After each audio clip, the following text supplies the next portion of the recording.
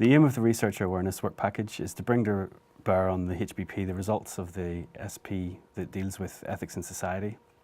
This includes, in general, responsible research and innovation ideas, as well as ad hoc considerations that can arise in the course of research more generally. It also allows us to share among different sub-projects the experiences that are gained in the course of research as it proceeds. To do this, we use a combination of methods, including meetings, workshops, webinars and reports. The idea of these is to allow us to bring philosophical, sociological approaches and ideas into sub-projects that would not necessarily engage with those kinds of ideas.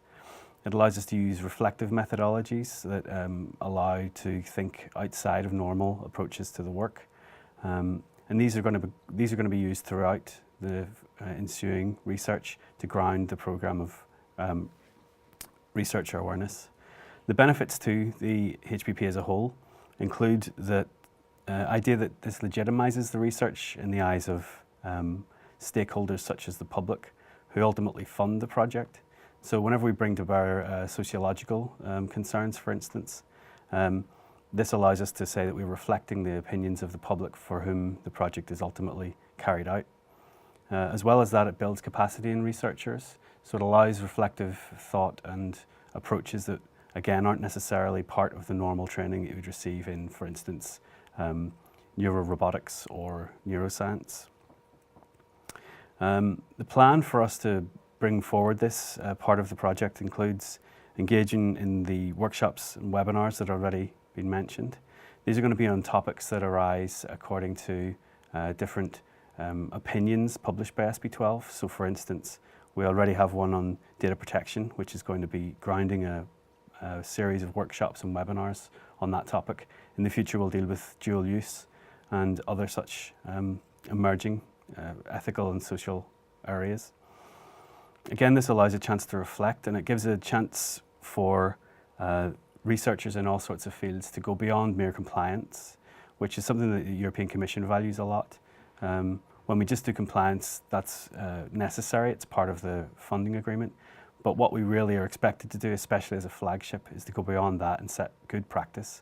And that includes thinking about how we think about what we're doing. Researcher awareness hopes to embed that reflection by allowing us space to think. In the future, this sort of embedded reflection will allow the flexibility for the Human Brain Project to conceive of and to address issues that aren't necessarily in the here and now, but that could possibly be. So one generalized method that we would like to use going into the project in the future is that of science fiction prototyping. This is where we give ourselves the chance to creatively engage with possible futures and then think about how we want to either realize them or to prevent the negative sides coming about.